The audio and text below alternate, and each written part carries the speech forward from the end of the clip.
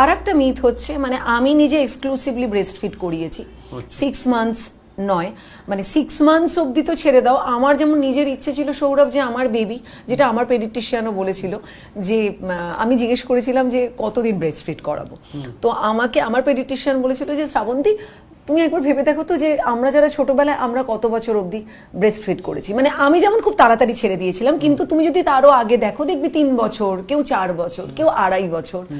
তো বলেছিল যে যতদিন ও চায়, নিজে থেকে যতদিন ও না ছাড়বে ততদিন অবধি ওকে ছাড়াবে না। কারণ মাতৃ বলে না যে দেখবি মানে মায়ের দুধ মানে মানে এর থেকে ভালো পৃথিবীতে ইমিউনিটি তৈরি করার জন্য, স্ট্রেংথ দেওয়ার জন্য এর থেকে ভালো পৃথিবীতে কিছু হয় মানে হয় না।